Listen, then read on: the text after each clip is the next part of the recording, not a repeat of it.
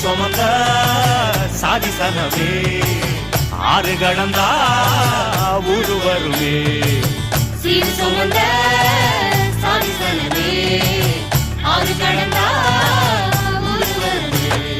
மானூத்தும் வந்தாயில மாங்குட்டி ரத்தம்மையிலே பொட்டப்புள்ள பிறந்ததுன்னு பொலிகாட்டில்